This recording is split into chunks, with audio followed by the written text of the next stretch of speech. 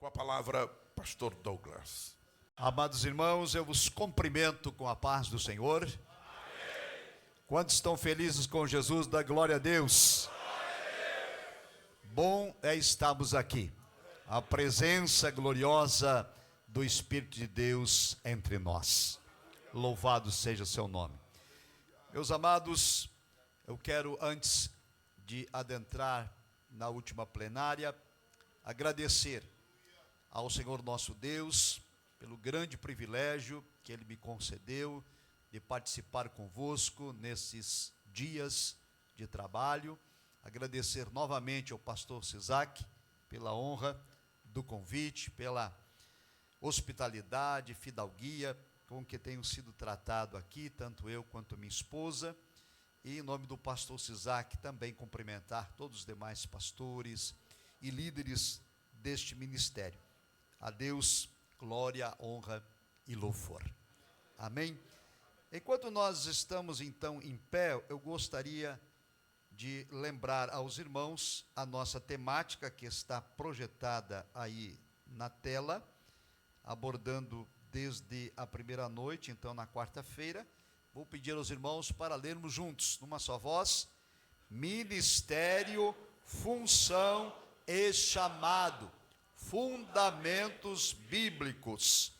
Aí também está na tela o endereço do nosso Instagram, @pastor Douglas Baptista, para aqueles irmãos que desejarem acompanhar nosso trabalho e nos ajudarem em oração. Nós temos então uma proposta geral com esse tema: estabelecer uma compreensão bíblica, espiritual e prática sobre essa tríade: ministério, função e chamada pastoral. Vimos então 3 objetivos específicos e já tratamos do primeiro e também do segundo. E hoje nós vamos então ao terceiro, que é alinhar a autoridade espiritual com o serviço e com a responsabilidade pastoral. Apenas para recapitular o que já vimos em rápidas palavras, nós estudamos o conceito, então, aí no ponto de número 1, de ministério, de função e de cargo. A tabela comparativa, nós vimos que ministério é servir, vem do grego diaconia, e que a função dentro do ministério é a tarefa que nós desenvolvemos, e vem do grego carisma, ou dons. E o cargo, ou ofício, é a autoridade do qual somos investidos para fazer o trabalho. Então, quem é chamado para servir na função de pregador ou de pastor, o texto utilizado é episcopos. Quem é chamado para servir na função de ensinador, o texto já é didáskolos. Mas isso tudo já vimos, estamos só recapitulando. Vimos também o ponto 2. Vamos ver se o passador ajuda aqui, ele foi. Ponto 2, nós estudamos então vocação, chamado e confirmação ministerial. Aí está a tabela, só para lembrar rapidamente que o chamado, ele vem sempre da parte de Deus. Deus nos chama para servir, e a vocação é como servir. Isso tudo vimos nas 2 noites. E hoje vamos então ao terceiro e último aspecto. Peço aos irmãos para lerem depois de mim, por favor. Autoridade espiritual. Autoridade espiritual. Serviço e responsabilidade. Serviço e responsabilidade. Muito obrigado. Vamos ler o texto bíblico em 1 de Pedro, capítulo de número 5, versículos de 1 a 3, quando o apóstolo dos judeus, o apóstolo da circuncisão, escreve a sua carta chamada Carta Universal. Versículo 1 diz a Escritura: aos presbíteros que estão entre vós, admoesto eu, que sou também presbítero com eles, e testemunha das aflições de Cristo, e participante da glória que se há de revelar. O versículo de número 2, eu peço por bondade aos irmãos para lerem.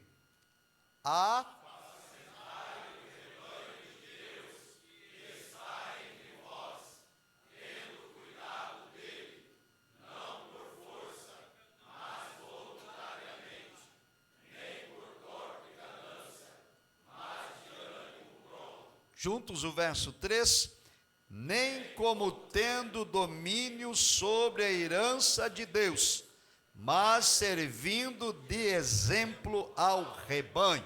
Quem diz amém? Amém. Obrigado. Podeis tomar o vosso assento? Louvado seja Deus.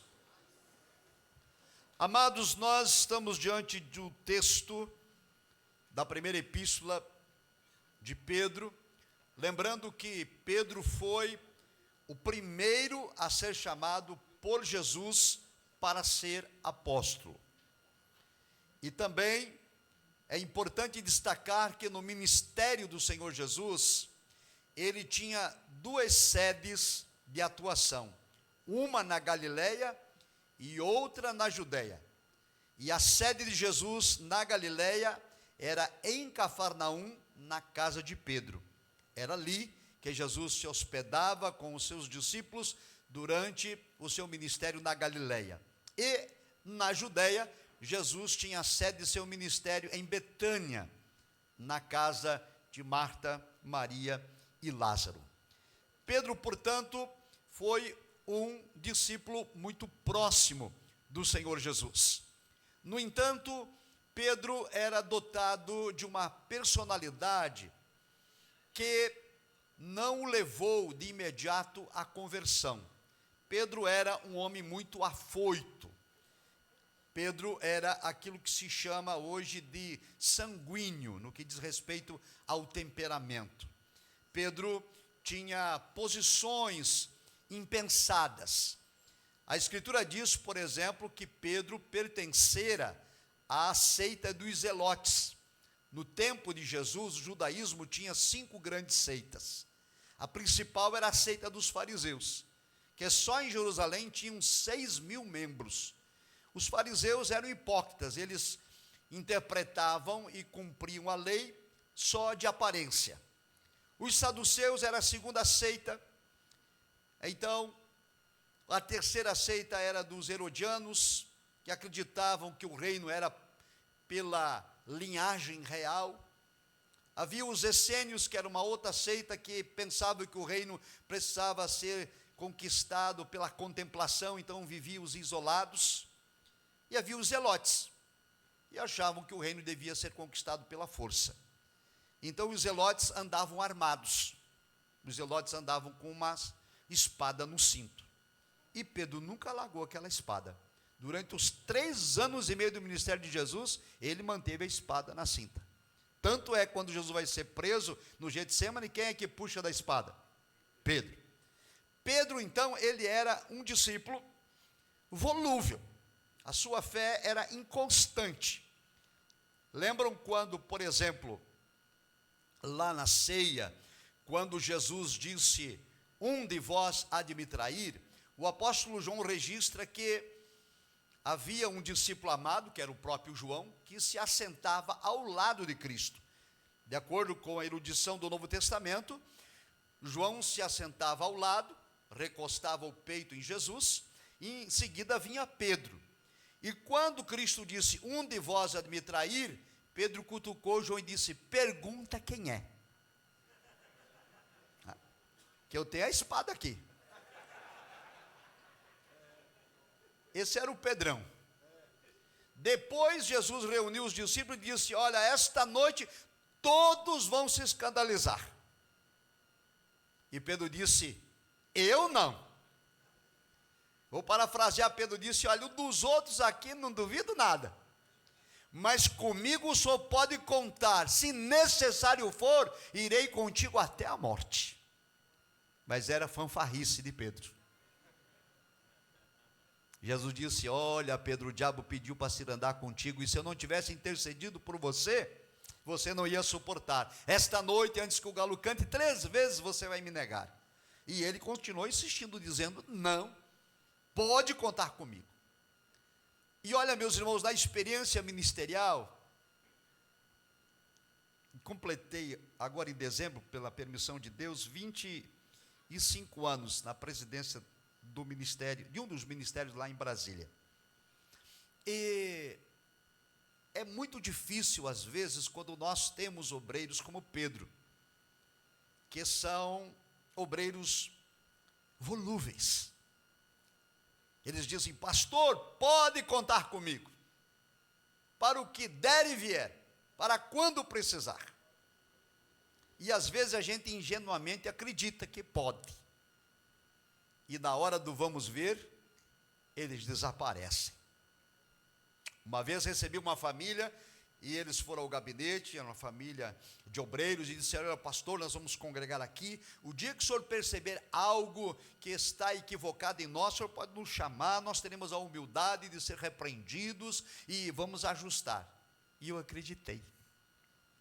Um dia eu chamei eles, porque a situação estava difícil, e eles ficaram endemoniados, porque não aceitaram ser repreendidos. Mas aí, amados, o fato é que quando Jesus é preso lá, junto da casa do sumo sacerdote, Pedro tem acesso, e escute só, ele vai temer e ficar assombrado diante de 3 mulheres que eram criadas, e as criadas, ou as servas, as escravas, naquela cultura não tinham valor algum. A palavra de uma escrava era nada, o testemunho de uma escrava não tinha valor nenhum. E quando uma escrava, que não tem influência alguma, diz para Pedro: tu és um deles, ele disse: não, mulher, você está enganada. E ele saiu daquela fogueira, foi para outra, e uma outra criada o interpela, dizendo: tu és um deles, a tua fala te denuncia. Ele disse: não, eu nem conheço esse homem. E uma terceira criada o interpela novamente, e ele começa a praguejar e a jurar, dizendo: nunca nem ouvi falar. E então Jesus olha para ele, e o galo canta. Agora veja, Pedro tinha um discurso: pode contar comigo, Senhor, para o que necessário for, e Cristo não pôde contar com ele.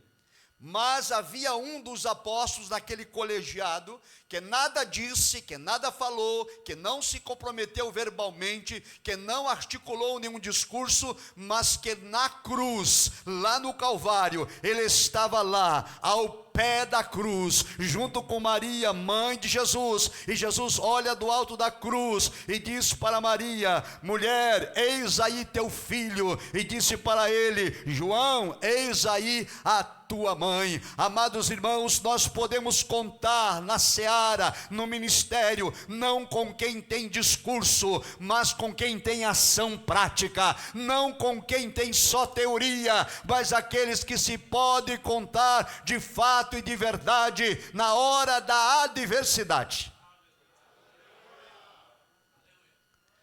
Jesus, depois ressuscitado, os discípulos voltaram a pescar, e lá está Pedro pescando.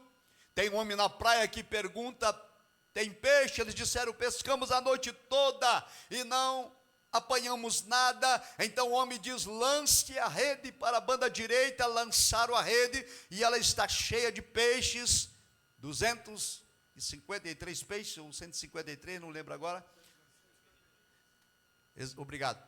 E João disse para Pedro: aquele homem é Jesus.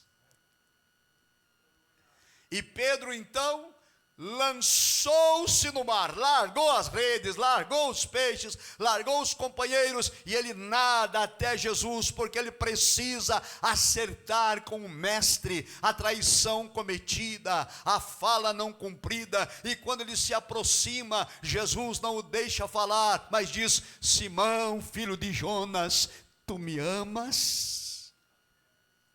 Ele disse: Senhor, eu te amo. Ele disse: então, quando você se converter, apacenta as minhas ovelhas. E Jesus torna a perguntar: tu me amas, Jonas? Simão, filho de Jonas. Aqui, irmãos, quero fazer um parênteses. Quando Jesus conheceu Pedro pela primeira vez, o nome dele era Simão, que é o nome dele em aramaico. Ele tinha 3 nomes: Simão, Cefas e Pedro. Simão em aramaico, Cefas em hebraico. Aliás, Simão em hebraico, Cefas em aramaico e Pedro em grego. E essas expressões, Simão significa aquele que é o ouvinte, que ouve, mas não escuta. Entra no ouvido, sai pelo outro. Esse é o sentido da palavra Simão em aramaico. E Jesus disse: você não vai ser mais Simão, você vai ser Pedro, você vai ser rocha, você vai ter firmeza, você não vai ter um comportamento instável, você vai ser firme. Mas, quando Jesus encontra, a partir dali, irmãos, podem ler depois atentamente os evangelhos, o livro de Atos, a referência a esse apóstolo é sempre Pedro, Pedro, Pedro e Pedro. Mas agora Jesus ressuscitado, desde o dia que Jesus colocou o nome de Pedro, ele tratou de Pedro durante os 3 anos do ministério, mas agora ressuscitado, ele disse sim para ele: Simão, você ainda é Simão, né? Você ainda é cabeça de vento, Pedro. Você ainda escuta e não pratica. Simão, filho de Jonas, por 3 vezes.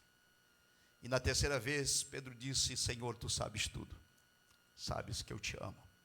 Conheces o meu coração, sabe da minha fraqueza, conhece a minha dificuldade.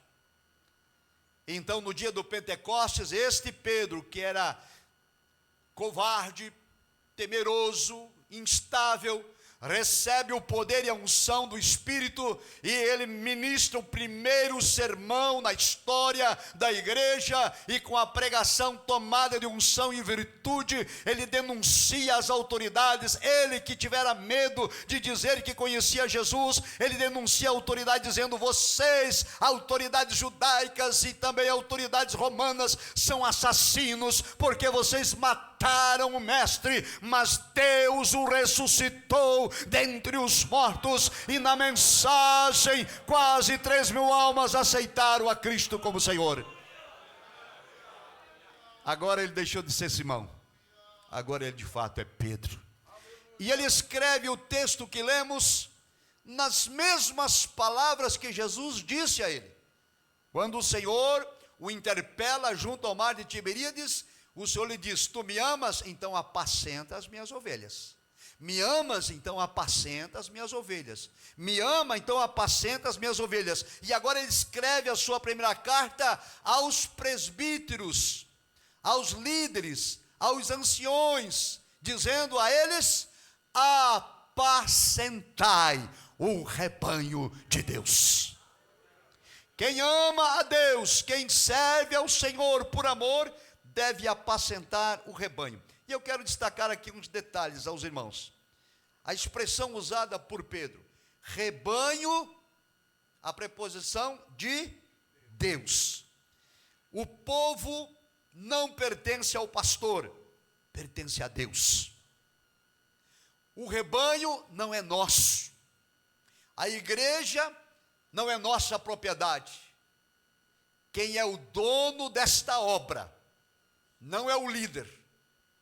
Quem é o dono desta obra é a cabeça da igreja, que é Cristo Jesus. É dele as almas, é dele o ministério, é dele tudo. Aí ele diz: apacentai o rebanho de Deus tendo cuidado. Ou seja, requer liderança, requer vigilância amorosa, requer uma gestão que não seja empresarial, materialista. O reino de Deus não é empresa, o reino de Deus não é empreendimento. O reino de Deus nos foi dado por Cristo Jesus para que o nome dele seja proclamado. Aliás, irmãos, o evangelho de Mateus, ele é conhecido como o evangelho do reino. Em Mateus nós temos 32 vezes a expressão reino, no grego basileia, e 55 vezes a expressão reino dos céus. Lá no capítulo de número 2, quando os magos do Oriente chegam a Herodes, perguntam: onde é nascido o rei? E a partir do capítulo 2, a mensagem toda é acerca do reino. No capítulo 3, vem João Batista, pregando no deserto da Judéia. Qual é a mensagem de João? Arrependei-vos, porque é chegado o reino dos céus. A palavra, a mensagem é arrependimento, do grego metanoia, mudar de pensamento, mudar de atitude, mudar de postura, abandonar erros, confessar culpa, ter uma vida nova. E no capítulo 4, depois de Jesus ter sido batizado no Jordão, depois de ter sido tentado no deserto, ele volta para a Galileia e começa o seu ministério. Qual a primeira mensagem pregada por Jesus? Arrependei-vos, porque é chegado o reino dos céus. Veja, a mensagem de João Batista, a mensagem de Cristo é arrependimento. Quando Pedro ministra o sermão lá no Pentecostes, em Atos capítulo 2, quando o povo escuta a mensagem, perguntam: que faremos? O que responde Pedro? Arrependei-vos. A mensagem genuína do evangelho do reino é arrependimento. Sem arrependimento não existe evangelho genuíno, sem arrependimento não há reino nos céus, sem arrependimento não há conversão, sem arrependimento não há perdão, sem arrependimento não há igreja e sem arrependimento não há vida eterna. Nós que apacentamos o rebanho precisamos voltar a usar no púlpito da igreja a mensagem genuína do evangelho, que é arrependimento. Amém, queridos? Amém. O outro aspecto que quero destacar é que Pedro usa 3 negações e 3 afirmações. Ele disse: apacentai o rebanho, tendo cuidado dele. Aí vem as 3 afirmações negativas: não por força, não por ganância e não tendo domínio ou não dominando. Não por força significa não apacente o rebanho por obrigação. Não apacente o rebanho como um peso. Não apacente o rebanho como um fardo. Mas ele diz agora a afirmação positiva: apacente voluntariamente, com espírito voluntário, faça com alegria, faça como servindo ao Senhor. E ele continua dizendo: não por ganância, não apacente um rebanho interessado em aquisição monetária, não por rendimento, não por vantagem financeira, não por compensação pecuniária, não para lucrar, mas faça a obra de ânimo pronto, em sacrifício, abrindo mão até de privilégios. Faça a obra do Senhor de maneira a agradar aquele que o alistou para a guerra.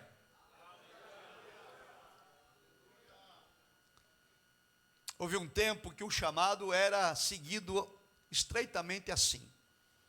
Você era chamado e você não perguntava quanto ia ganhar, se tinha plano de saúde, se tinha casa pastoral, quantos membros tinha a igreja, qual que era a entrada. Mas hoje, em muitos lugares, é assim. É claro que a Bíblia diz que digno é o obreiro do seu salário, e ele precisa viver com dignidade. Mas a Escritura diz que a motivação para o ministério não deve ser pela prebenda, pela ajuda de custo, mas de espírito pronto. Não dominando, não exercendo domínio sobre a igreja, não com autoritarismo, não com imposição, não batendo na mesa e dizendo aqui quem manda sou eu, mas servindo de exemplo, exemplo de humildade, exemplo de fé, exemplo de integridade, exemplo de reputação, servindo de exemplo em tudo a igreja. Por quê? Porque diz o texto que Cristo é o pastor supremo. Toda autoridade é derivada dele. Lá em Mateus capítulo 28, nós temos a grande comissão, e vai aparecer lá o adjetivo toda, 4 vezes. Jesus vai dizer assim: é-me dado todo o poder. Aí ele vem, portanto, porque ele tem todo o poder. A expressão portanto é uma expressão que faz uma união, né? Ela é conjuntiva e ela liga uma oração com a outra. Portanto, porque eu tenho todo o poder, ide por todo o mundo e pregai o evangelho a toda criatura, ensinando a guardar todas as coisas. Agora eu quero chamar a atenção desse detalhe. Ele diz: é-me dado todo o poder, portanto ide e pregai. Ou seja, eu só posso apacentar, só posso pregar, não em meu nome, não na minha autoridade, não na minha força, não no meu conhecimento, não na minha experiência, mas na autoridade do Senhor Jesus Cristo. Ele é o sumo pastor, a igreja é dele, pertence a ele. Amados, quando alguém precisa liderar por manipulação, então ele já perdeu o caminho do Espírito de Deus. Nós devemos liderar pela graça do Espírito de Deus, não por força, não por imposição, não por ganância. Então trago aqui algumas aplicações importantes desse texto. Para quem já foi chamado, quem é vocacionado, nós temos 4 testes que tem 4 perguntas a serem respondidas. Repita assim: teste do motivo. Teste do motivo. A pergunta é essa: você quer o cargo ou você quer a obra? É uma resposta individual. Para que estou no ministério? Eu anseio título e posição, ou quero trabalhar e servir do reino? Segundo teste, diga: teste do caráter. Teste do caráter. A sua conduta e postura são irrepreensíveis? Também é individual a resposta. O meu comportamento, a minha postura, meu caráter, minha maneira de ser, de viver, é irrepreensível? Estou seguindo a palavra de Deus e sou exemplo de marido, sou exemplo de pai, sou exemplo de cidadão, sou exemplo de vizinho, sou exemplo de empregado, sou exemplo de patrão? Ou será que eu posso ser acusado de falhas e erros na minha conduta? Segundo o texto que estudamos ontem, de Paulo a Timóteo, o ministro precisa ser irrepreensível. E se ele for repreendido em algum daqueles quesitos, ele não serve para o ministério. Um outro, vamos ao terceiro teste. Diga assim: teste da cruz. Teste da cruz. A pergunta é: você aceita servir sem ser visto? Aceita trabalhar sem ser aplaudido? Sem receber elogios? Sem estar na vitrine? Sem ocupar posição de relevância? Sem ter aquele sentimento narcisista? Se a resposta para cada uma dessas perguntas é sim, então somos de fato vocacionados. Mas se me incomoda alguma destas perguntas, eu preciso rever a vocação pela qual Deus me chamou. E o último é a quarta, diga, teste da igreja. Reconhece em você fruto e idoneidade? A igreja pode olhar para mim, para nós, e ver em nós o resultado do trabalho, o fruto, o progresso da obra, podem se espelhar em nós, podem seguir o nosso exemplo, podem observar os nossos passos? Se todas as respostas forem sim, então glória a Deus, porque nós estamos seguindo a vontade daquele que nos alistou, que nos chamou e nos vocacionou. Agora, um segundo aspecto que quero destacar, para quem está no desempenho do ministério. Aqui são reflexões. Primeira lembrança: o rebanho é de Deus. Então não se comporte como se fosse você o dono. O dono é Jesus. A igreja é dele. O ministério é dele. A chamada é dele. A vocação é dele. Tudo é dele. Segundo, liderar é ser exemplo. Lembre-se disso. Antes do microfone aqui no púlpito, vem o testemunho de vida. O meu testemunho precisa falar mais alto do que a minha prédica. A minha forma de viver precisa avalizar aquilo que prego. Do contrário, eu vou viver na hipocrisia. Amados, vamos ler esse texto rapidamente. Tem como projetar aí na tela Mateus, capítulo 23? Os irmãos podem abrir aí na sua Bíblia também, a partir do versículo de número 1.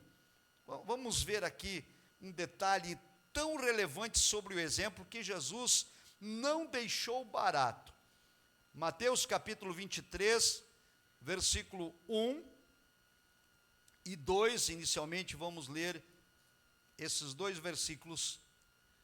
Olha o que diz o texto. Mateus 23, 1. Então Jesus disse ao povo e aos seus discípulos. Olha só o que diz. Os mestres da lei e os fariseus, essa versão aqui é diferente, né? Tem revista corrigida aí para colocar, porque é a mais conhecida.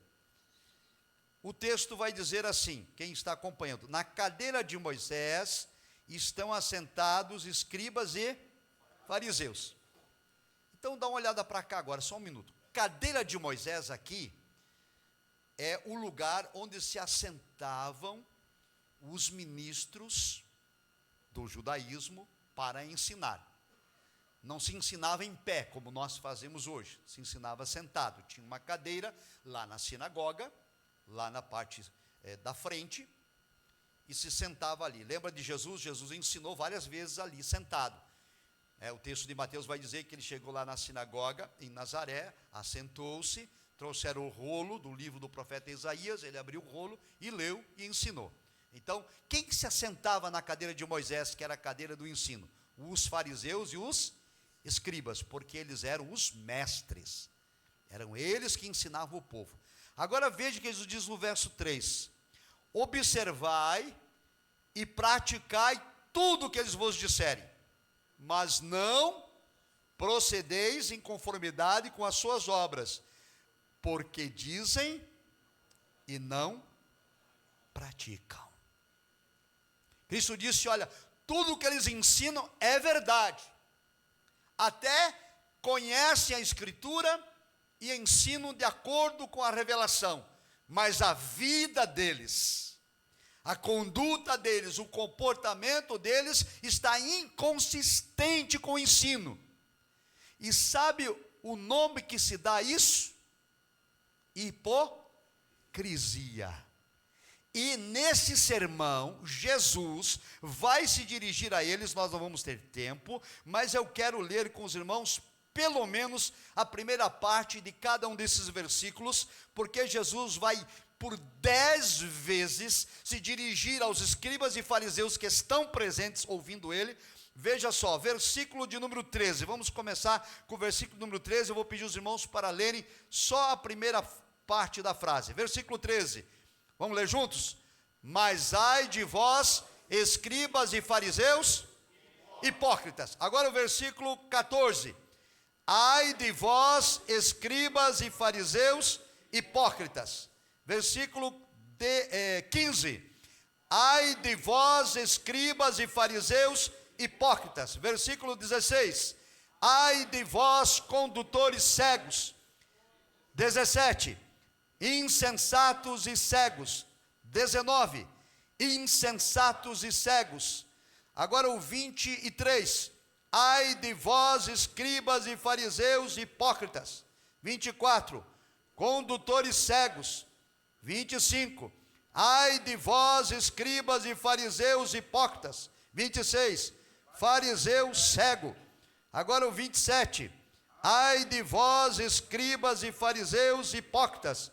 29, ai de vós, escribas e fariseus hipócritas. Segura aí um pouquinho. Até aqui, irmãos, 10 vezes chamado de hipócrita, o total vai ser 13 repreensões, chamado também de insensato e cego. Você já pensou em estar no culto, como obreiro, e Jesus diz assim, hipócrita. Hipócrita, hipócrita, hipócrita. Cego. Insensato quer dizer, louco, você é louco. Você é doido. Insensatos e hipócritas. E aí Jesus encerra, irmãos, e ele dá uma pá de cal. Veja o versículo de número 33. Vamos ler? Serpentes, raça de víboras, como escapareis da condenação do inferno? Veja que o Senhor Jesus, ele enfatiza a necessidade do ministro ter uma vida idônea, uma vida compatível. Eu preciso viver aquilo que prego, eu preciso pregar aquilo que vivo. Deus não tolera a hipocrisia. Devemos apacentar o rebanho de Deus, tendo cuidado dele, não por força, mas voluntariamente, não por torpe ganância, mas de ânimo pronto, não tendo domínio, mas servindo de exemplo.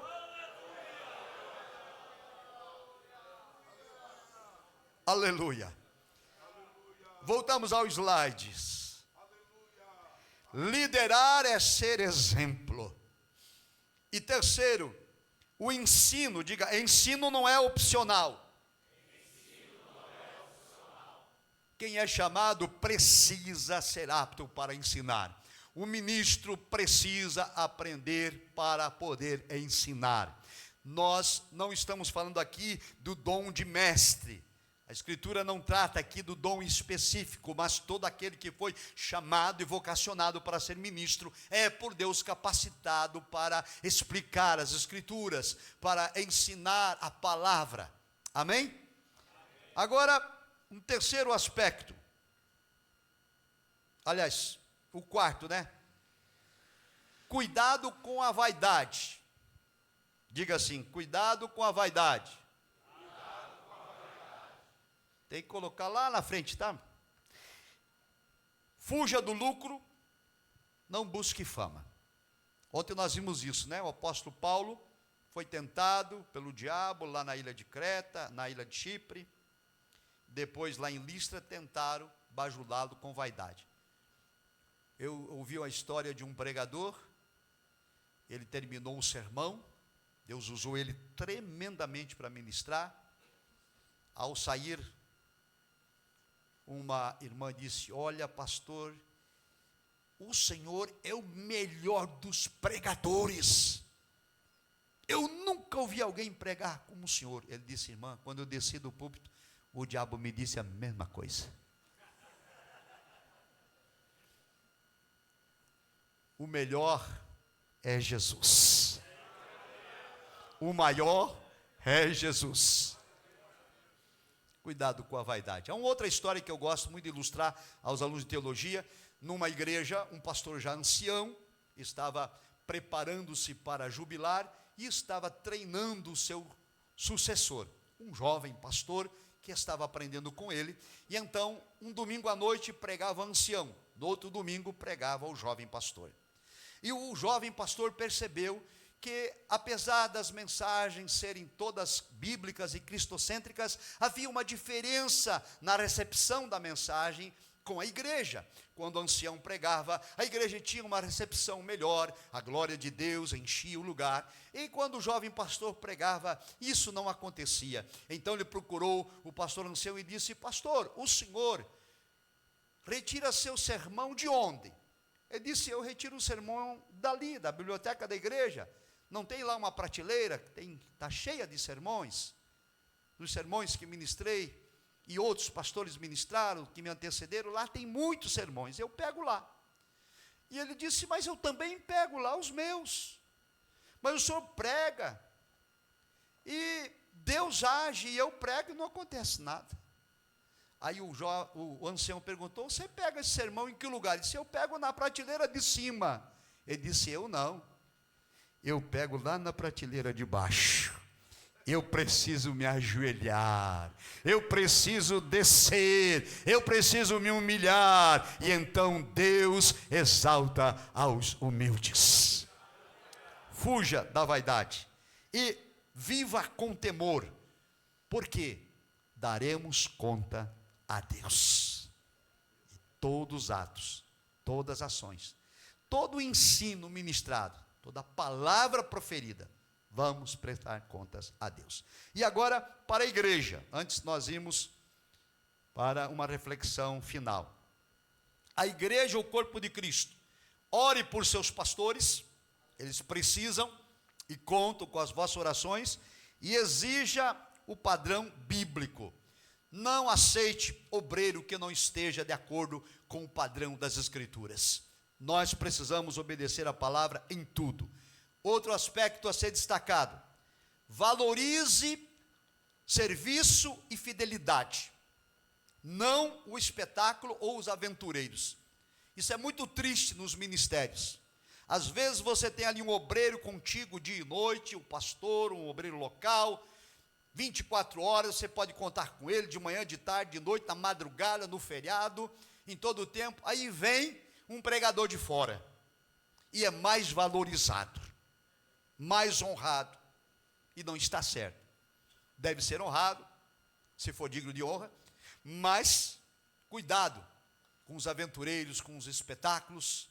Há pessoas que na igreja às vezes não ofertam, não contribuem, mas vem um aventureiro, conta uma historinha lá no final do culto, ele bota um dinheirinho no paletó do aventureiro, mas na salva ele não deposita nada. Quem diz amém? Agora quero o último: respeite e coopere, alivie e ajude o pastor na carga que Deus lhe deu. É o que a Bíblia nos manda fazer em Hebreus. Mas o que eu quero me deter aqui agora com os irmãos é num outro texto. Ainda tenho 20 minutos para isso. 2 Reis 6, de 1 a 7. Rapidamente. E disseram os filhos dos profetas a Eliseu: eis que o lugar em que habitamos contigo é estreito. Então segura aí, esse primeiro versículo. Vamos fazer aqui uma aplicação final. Os filhos dos profetas, irmãos, era a escola de profetas que funcionava no Antigo Testamento. Quem inaugurou e fundou as escolas dos profetas foi Samuel. Samuel, ele percebeu que a nação estava num caminho de distanciamento de Deus, e ele entendeu que precisava então preparar homens para o exercício do ministério profético. Essa escola de profeta não era para ensinar a profetizar.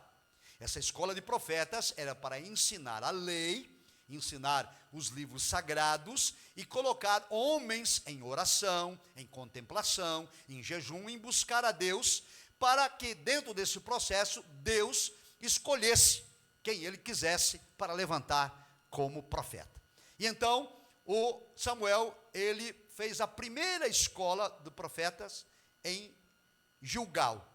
Haviam então 4 escolas de profetas.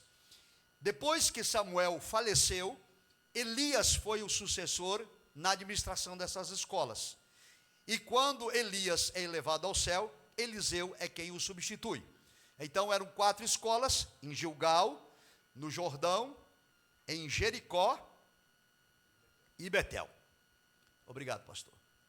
E então Eliseu vai agora, avisado pelo Espírito de Deus, acompanhar Elias, porque ele sabe que Elias será levado aos céus. Então Elias vai visitar as 4 escolas antes de ser arrebatado. E em cada escola que ele chega, os filhos dos profetas chamam Eliseu à parte e dizem: olha, Deus tem revelado para nós que o teu Senhor será levado de ti. Ele disse: eu sei. E quando chegaram então no Jordão, Elias pegou a sua capa, passaram pela escola do Jordão, aconteceu o mesmo fato, os profetas disseram: olha, Elias será tomado de ti. Ele disse: eu sei. Elias tocou no Jordão com a sua capa, o Jordão abriu, Elias e Eliseu atravessaram a pé enxuto. Do outro lado, Elias disse: o que você quer quando eu for tomado de ti? Eliseu não pediu a presidência das escolas de profetas, não. Eliseu disse: eu quero uma porção dobrada do Espírito de Deus que habita em ti. Aleluia. Esse deve ser o desejo de todo ministro, a unção de Deus na vida. Ele disse: é uma dura coisa, mas se você vir quando eu for levado de ti, então assim será feito. E a Bíblia diz que eles andavam tão juntos, tão perto, porque Eliseu não queria perder a sua bênção, que Deus mandou do céu uma carruagem de fogo. Mas Elias não foi levado pela carruagem. A carruagem veio só para separar um do outro. Quando Eliseu viu a carruagem de fogo descendo, ele saltou de lado. E o redemoinho levou o profeta para o céu. Aqui nós aprendemos, amados, se queremos ter um ministério profícuo, se queremos experiência e amadurecimento, precisamos andar com homens de Deus, precisamos seguir passos de homens maduros, precisamos seguir os passos daqueles que foram por Deus aprovados no ministério. A capa de Elias cai, escute isso, Eliseu não a vestiu. Ele pegou a capa, que era o símbolo do ministério profético, dobrou a capa, colocou sobre o braço. Do outro lado do Jordão estão os 50 alunos da escola de profetas, observando o que vai acontecer. E então Eliseu para em frente ao Jordão, com a capa de Eliseu, ele toca e grita: onde está o Deus de Elias? E o Jordão se abriu. E Eliseu atravessa pé enxuto, e os profetas da escola do outro lado reconhecem: ele é o escolhido de Deus, ele é o substituto do profeta Elias. Quem é chamado e vocacionado não precisa se impor, a igreja reconhece a unção, o poder e a virtude na nossa vida. Então os filhos dos profetas disseram a ele: o lugar em que nós estamos é estreito, é pequeno. Qual é a primeira lição aqui? Os verdadeiros chamados, todos aqueles homens eram chamados, vocacionados, estudando na escola de profetas. Eles tinham uma situação para resolver, mas não tomaram nenhuma decisão antecipada, não tomaram nenhuma iniciativa sem antes levar a situação para o líder, que era Eliseu, o homem de Deus. Amém? Aprendemos isso: humildade, submissão, subordinação.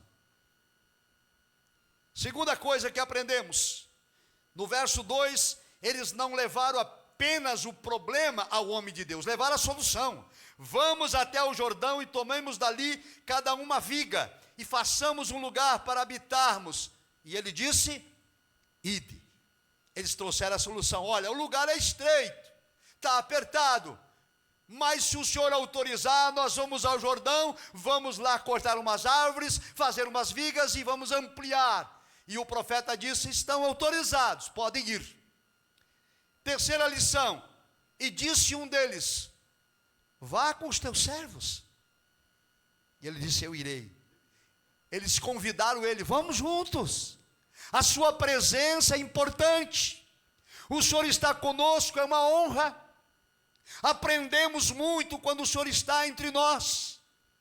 É o reconhecimento da liderança, da idoneidade, da chamada de Eliseu sobre eles. Vez ou outra no ministério a gente toma conhecimento de coisas que estão acontecendo que não estão autorizadas.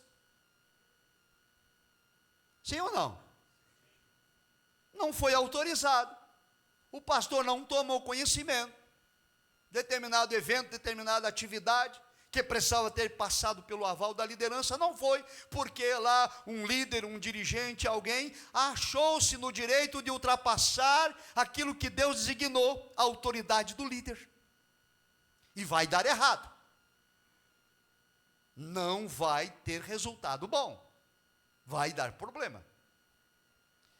Agora eu não quero me deter aqui, vamos adiante. E foi com eles. E lá está Eliseu. E chegando eles ao Jordão, cortaram madeira. O que eles disseram? Vamos ao Jordão para cortar vigas. E chegaram lá e foram fazer isso. Eles estão trabalhando. Lembra que nós estudamos que ministério é serviço? Que ministério é obra? Que ministério é trabalho? Eles não ficaram lá à sombra, conversando, contando história. Cada um com um machado foram cortar as árvores. E todos estavam na obra, todos estavam no trabalho, todos estavam servindo ao ministério. E sucedeu o versículo 5, que enquanto um derrubava um tronco, o ferro do machado caiu na água, e clamou dizendo, ai meu Senhor, porque era emprestado. Amados, quem aqui já usou machado na vida? Levanta a mão, por favor. Olha, muita gente. Quando eu era menino lá no Rio Grande do Sul, na minha terra, chama guri, né? Quando eu era guri, ou piá, também se chama piá, eu tinha lá meus 6 anos de idade, eu cortava lenha para minha avó. O inverno lá é muito rigoroso, 2 graus abaixo de zero, é a média na minha cidade natal. Então cortava-se lenha para esperar o inverno chegar, porque aí queimava a lenha no fogão ou na lareira para aquecer a casa. E minha avó tinha um machado muito ruim, o fio do machado era horrível. E eu era franzino, sofria para cortar aquela lenha. Mas eu aprendi uma coisa já de menino, que quando você vai cortando a lenha, quando o ferro do machado é maior do que o cabo, você vai sentindo na mão, no cabo, que ele vai soltar. Sim ou não? Vai sentindo, né? Você bate, está soltando. Aí você para, ajeita, coloca uma cunha, né? Arruma e continua o trabalho. Esse jovem obreiro é um aprendiz. E pela sua inexperiência, ele está cortando madeira, e ele não percebeu que o ferro do machado está soltando. Não percebeu. Quando ele percebeu, era tarde, o ferro tinha soltado e caído na água. Mas aqui quero apresentar aos irmãos uma tipologia do Antigo Testamento em relação à madeira e o ferro. Ontem nós vimos isso. Ora, no ministério do Antigo Testamento, a vara, a madeira, é o símbolo da chamada. Êxodo capítulo 3, quando Moisés sobe ao monte Horebe, ele vê a sarça ardente, escuta a voz de Deus que diz, eu sou o Deus de Abraão, de Isaque e Jacó, e eu te escolhi para tirar o meu povo do Egito. E está Moisés com uma madeira na mão, com um cajado, com uma vara, e Deus lhe diz, o que você tem na mão? Ele disse, tenho uma vara. Deus disse, lança ela no chão. Ele lançou, transformou em serpente. Deus disse, toma ela pela cauda. Ele tomou, ela voltou a ser vara. E com aquela vara, que era símbolo símbolo da autoridade do ministério que Deus confiou a Moisés. Ele se apresenta a Faraó e com aquela vara ele fere o rio Nilo, que transforma a água em sangue. Com aquela vara ele levanta ao céu e enxame de moscas tomam conta do Egito, enxame de piolho e úlcera e tudo que é mais, e as rãs, tudo com aquela vara que era o símbolo do ministério da autoridade de Moisés. Quando ele chega junto então do Mar Vermelho e agora não tem saída, levanta a vara para o alto, conforme Deus ordenara, um vento oriental sopra a noite inteira e o mar se abre de par em par. Então a vara é símbolo de ministério. Nós vimos ontem que quando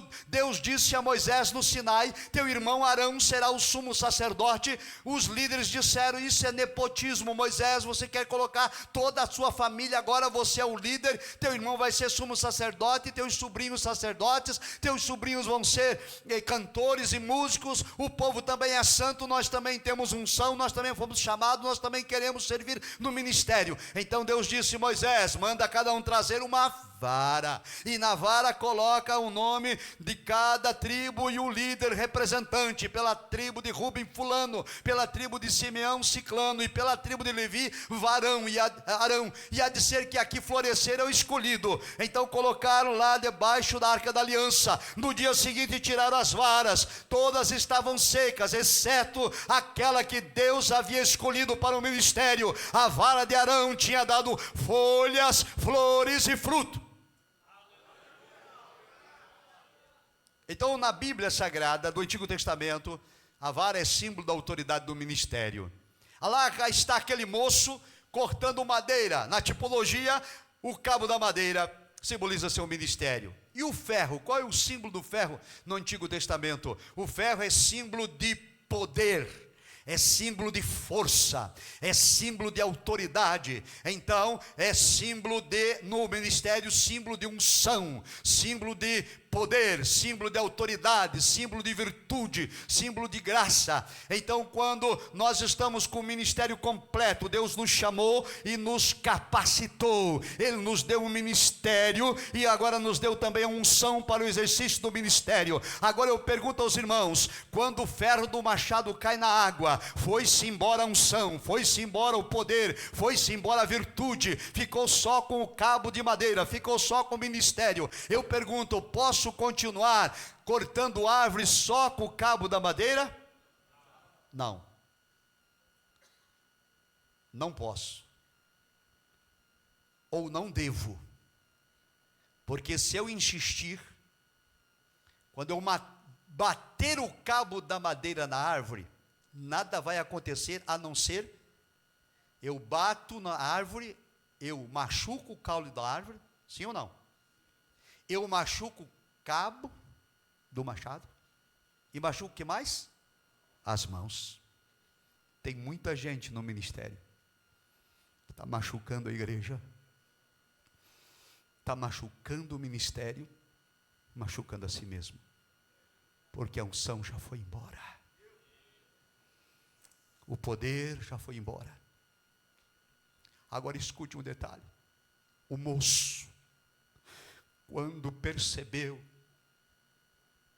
que tinha perdido, ele gritou e disse: ai, meu Senhor, é emprestado, não é nosso. O ministério não é nosso, a chamada não é nossa, a vocação não é nossa, o poder não é nosso, tudo é emprestado. Vamos prestar contas àquele que nos chamou e nos vocacionou. É dele, tudo é dele. O ministério é dele, a chamada é dele, a vocação é dele, a igreja é dele, a minha vida é dele, a minha saúde é dele, a minha casa é dele, a minha família é dele. Tudo que eu tenho, tudo que eu sou, pertence a ele.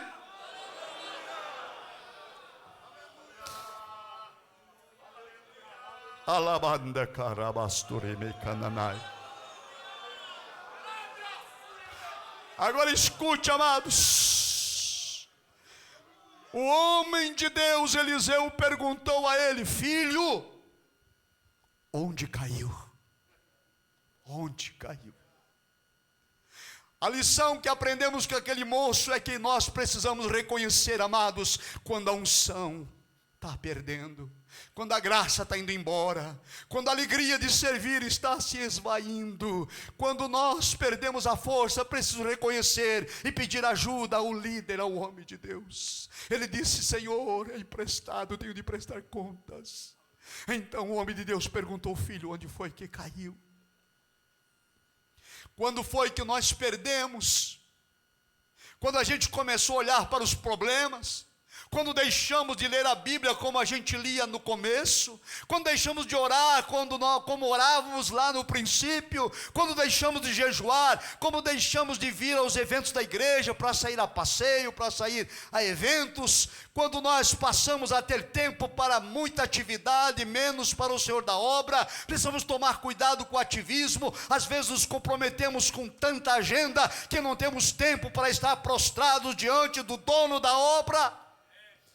Quando perdeu a unção, quando os olhos ficaram cheios de adultério, quando os olhos foram tomados pela imoralidade, quando a minha mente foi tomada pela ambição, quando comecei a me envolver com politicagem eclesiástica para ocupar posição aqui e lá e tentar de um modo ou de outro me sobressair, prejudicando um ou outro. Quando foi que perdeu a unção? Onde caiu?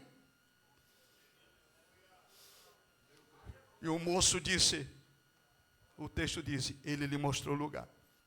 Aqui. Foi bem aqui. Foi aqui quando eu comecei a fraquejar.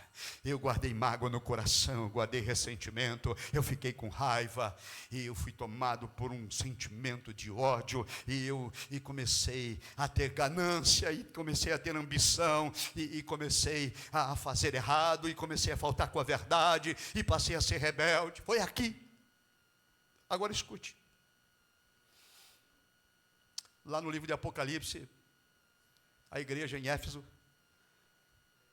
Jesus diz: lembra-te de onde caíste e volta às obras do primeiro amor. A prática do primeiro amor. Volte a servir com voluntariedade. Volte a servir de ânimo pronto. Volte a servir de exemplo à igreja. Volta ao começo. Ei, agora escute. Então Eliseu cortou uma madeira, um pedaço de galho, que era símbolo do ministério dele, líder.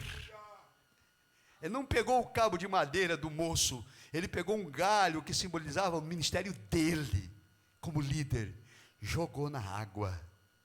E o que aconteceu? A liderança, a unção e a virtude do Espírito de Deus na vida de Eliseu vai contra a lei da natureza, vai contra a lei da gravidade. O ferro do machado lá, submerso já entre a lama do rio Jordão, agora começa de modo sobrenatural a flutuar. Ele começa a subir, a subir, a subir, até a superfície. Porque restauração de ministério é algo que Deus realiza, é algo sobrenatural, é algo divino, é algo extraordinário.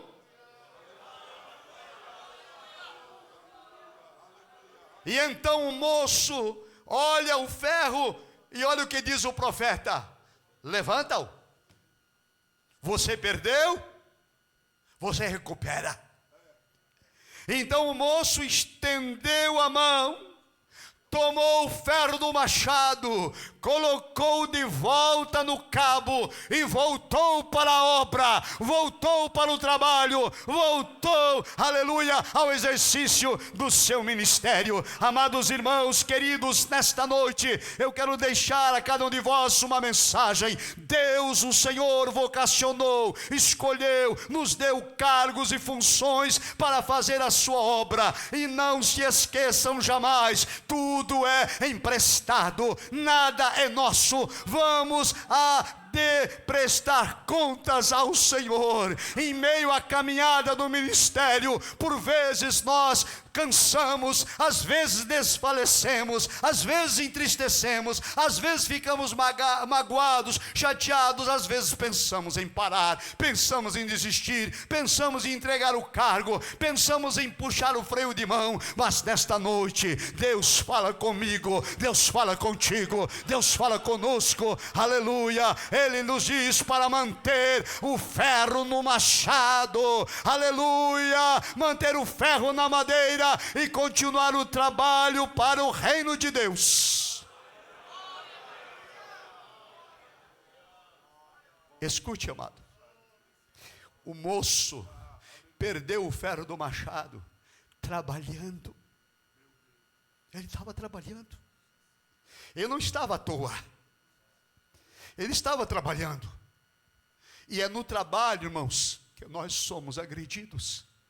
É no trabalho que nós sofremos, é no trabalho que somos acusados, é no trabalho que somos apedrejados, é fazendo a obra que o diabo se levanta contra nós, é fazendo a obra que o inferno maquina contra nós, é fazendo a obra quando homens ímpios se enraivecem contra nós. E é possível sim, na caminhada ministerial, nós corremos o risco de enfraquecer, de estar desestabilizado e de agora não trabalhar mais com o mesmo ânimo, com o mesmo ímpeto. Mas nesta noite o Senhor nos reúne nesse santuário para dizer que Ele é o mesmo, e a força, e a coragem, e a ousadia que Ele nos capacitou lá no começo da nossa chamada permanece a mesma, permanece igual. Ele é o Todo-Poderoso, Ele é o Senhor dos céus e terra. Ele restaura ministérios, Ele renova as forças, Ele renova a aliança, Ele renova a fé, Ele nos fortalece, Ele nos capacita, Ele nos ajuda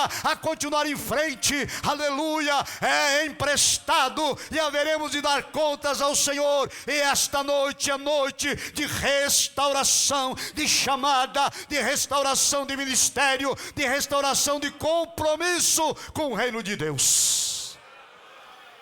Fiquemos em pé em nome de Jesus Cristo, aleluia. Eu quero orar convosco aqui com a autorização do pastor Isaac.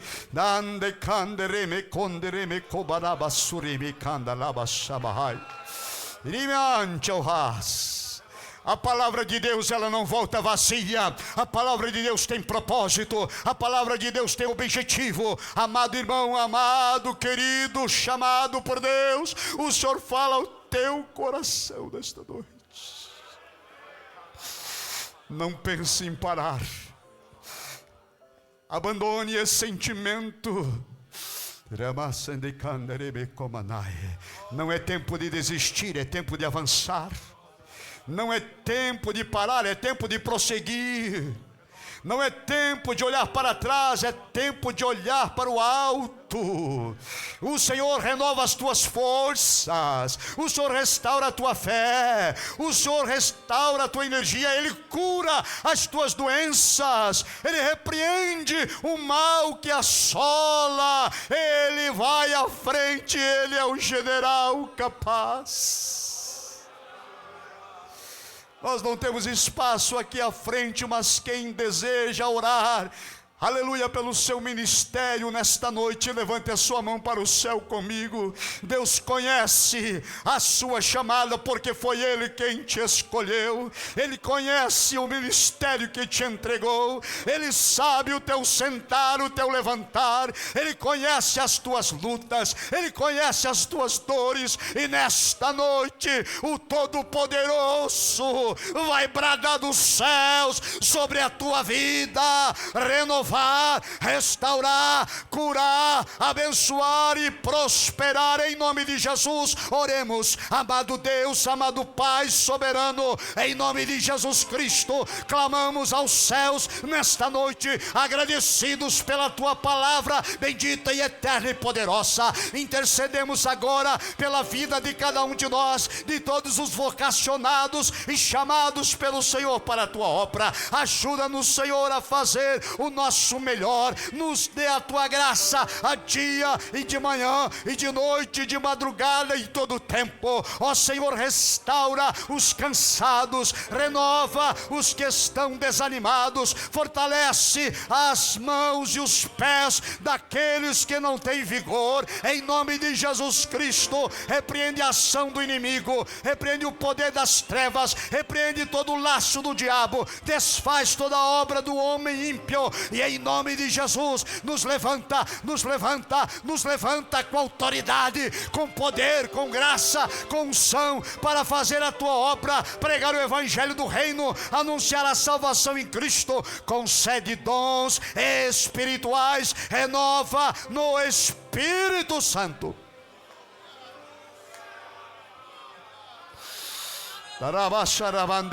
Adore o Senhor Jesus. Aproveite para adorar o ministério. Aleluia, que o Senhor lhe deu. Ele estende a mão para restaurar, para renovar. Ele é Deus, Ele é Senhor, Ele está entre nós. Adore ao Rei Jesus. Assim, ó Pai, oramos a Ti, agora e sempre, em nome de Jesus Cristo.